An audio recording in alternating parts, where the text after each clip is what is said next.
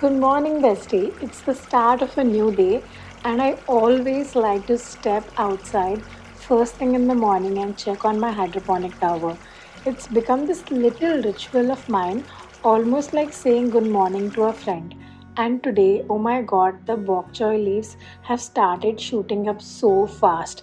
Just a few days ago, they were tiny green specks, and now they are these soft, tender little leaves. When I touch them, they feel almost buttery. It's such a small thing, but I swear it makes my heart so full. Watching them grow reminds me that slow progress still counts, whether it's plant, whether it's work, or even when you're just trying to move through life. By the way, if you're new here, hi, I am Sonal and I'm the founder of Sosa Home and Body. We're a cozy little brand that makes scented candles, reed diffusers, perfumes, basically things that make your everyday feel softer. But honestly, the reason I started Sosa was because of days exactly like this, when nothing dramatic happens, just small rituals that make life feel special. After checking my bok choy, I came inside and made myself a protein shake. It's become a part of my morning routine. Sip, blend, sip, breathe. The blender whirring, the smell of fresh powder mixing in, that first cold sip. It's like my body gets this quiet good morning of its own. I sat down with it, still thinking about my plans, and just felt like calm. Like, okay, this is how we start. I grabbed my bag, stepped out of the door, and into the elevator. It's always this funny pause moment for me, the doors closing, that little hum as it starts to move, almost like life giving me a second to reset before I head out into the world. When I stepped outside, the sun was out, warm, golden, gentle. After so many days of rain, the streets finally looked washed clean and calm. There was this softness in the air, the kind where everything feels fresh, like the world itself had exhaled. And today is Dashera, which in my head immediately means one thing: jalebi fafda. Growing up, my mom would always make sure we had it as a little treat on this day. It wasn't even negotiable. The Shera morning is equal to jalebi fafda. And even now, as an adult, it's still my first thought when I wake up on this festival. It's not just food, it's memory, it's comfort. I got into my car, slipped the keys in, and felt that familiar little thrill of heading out. The roads were sunny, calm, not too crowded. The kind of day where a simple drive feels like therapy. And all I could think of was, okay, Jalebi Fafda, I'm coming for you. I finally reached the sweet shop, and oh my god, the moment I stepped inside, it was like walking into a festival. The air was thick with the smell of fried goodness and sugar syrup, crispy, warm, comforting. Everywhere I looked, there were trays piled high with snacks, all golden and glistening, calling my name. The jalebi fafda was right there, perfectly orange spirals soaked in syrup, crisp fafda stacked with edible sunshine. It looked so appetizing. I swear I could hear my childhood self clapping. That is exactly what I came for, exactly what my mom would have wanted me to eat today. But of course, I didn't stop there. I spotted samosas, their corners golden and sharp, like they were daring me to resist. I couldn't. I picked them up too, and then a few other things somehow landed in my bag. Things I absolutely didn't need but could not say no to. You know how it is at mithai shop. Everything whispers, take me home, take me home. So I walked out, arms full, snacks stacked, and a tiny voice in my head laughing at me. You came for jalebi fafda, but you're leaving like you've just catered a party, and honestly, no regrets. I got back into the car, balanced my little mountain of snacks, and put on some music, the kind of playlist that makes driving feel like a movie. Windows down, sun streaming in, Jalebi sitting pretty in the seat next behind me. For a moment, it was just me, my snacks, and my soundtrack. But halfway into my drive, I suddenly remembered, oh, right, it's the Shera. I needed to pick flowers. In my family, it's always been a thing, the fresh flowers for the car, for the mandi, for the home. It feels incomplete without them, like the festival hasn't really arrived until garlands aren't placed. So I pulled over, got out again, and there it was, a little flower stall bursting with color. Marigold garlands, roses, little bunches strung together in such a simple, beautiful way. The smell hit me instantly. Fresh, earthy, sweet. I picked up garlands for the car and some extras for the mandir at home because why not? There's something grounding about buying flowers on a festival morning. Like snacks feed your tummy, but flowers, they feed your spirit. By the time I got back to my building, the sun had turned so sharp, that blinding mid morning heat where even the air feels like it's chasing you. I was practically speed walking to get inside, snacks in one hand, flowers in the other, just muttering to myself, chalo, chalo, chalo, because all I wanted was shade and cool air. Funny how 5 minutes ago I was romanticizing the sunshine and now I'm running away from it. I finally got home, dropped the bags on the counter, and started unpacking my little festival haul. The samosas still warm, the edges crisp and golden, the jalebi sticky with syrup, leaving little trails of the sweetness on the paper, and the fafda thin, crunchy strips stacked like sunshine in edible form, and tucked in between a surprise impulse buy. Come on, soft, spongy, bright yellow. It looked like happiness cut into rectangles. I took out a nice tray because let's be honest, food tastes better when it looks good. Arranged the jalebi in a little spiral, lined the fafda next to it, samosas in a corner, common right in the center. Suddenly, my table looked like a proper Dashera thali. Then I called my partner and we sat down together. And I swear these are the moments that mean the most to me. Not big outings, not fancy dinners, but morning where we just slow down, sit across from each other, and share snacks of a tray. He loves days like this too, when the rush of life pauses and all that's left is jalebi, fafda, samosa, khaman, and us. We laughed about how much I bought, how I always go overboard at mithai shops, and just enjoyed it. The crunch of fafda, the sweetness of jalebi, the comfort of khaman, and the simple joy of being together.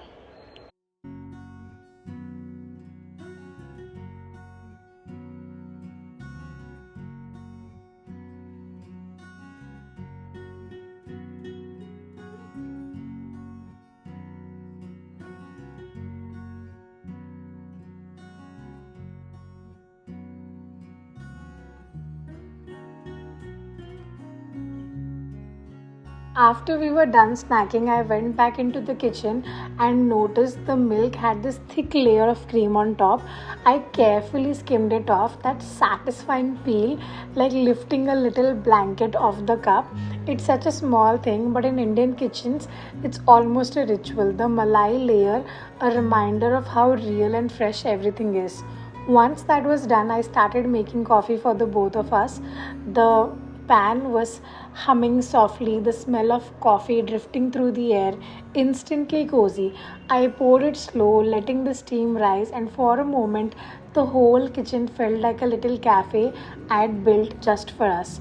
There's something so grounding about making coffee after a meal.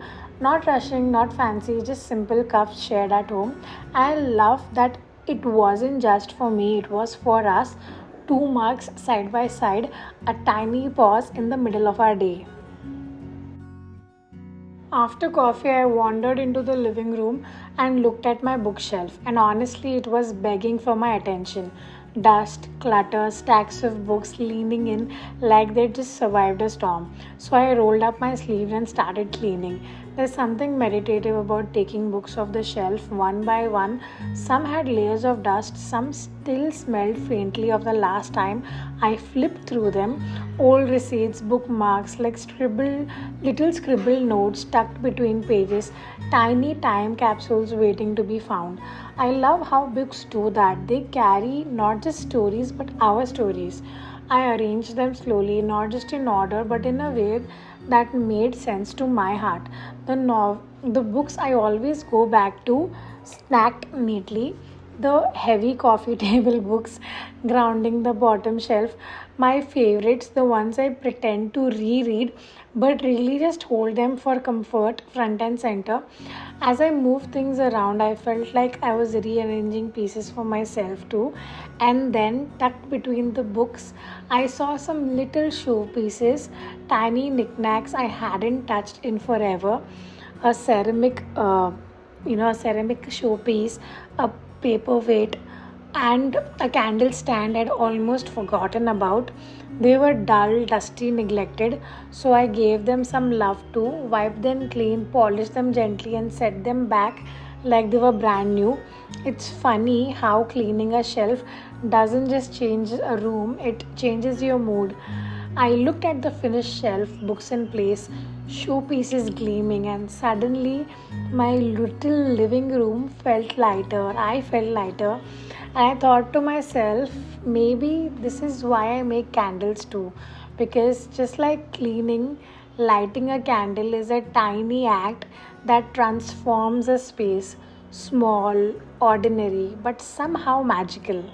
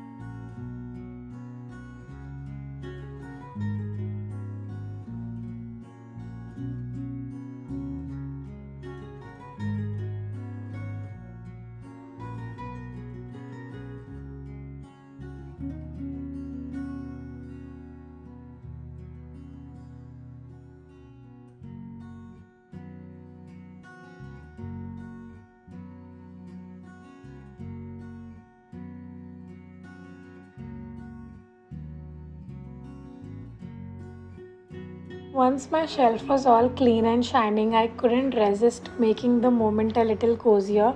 I picked up one of my candles, struck a match, and watched the flame catch. That tiny flicker always feels like magic to me. 1 second it's just wax and wick, and the next it's warmth. The room instantly shifts, softer, calmer, and almost like it sighed with me.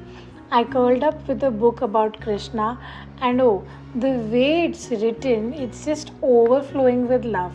Every page feels like it's woven with devotion, with tenderness, with that kind of love that goes beyond romance, the kind that makes you feel held, connected, safe.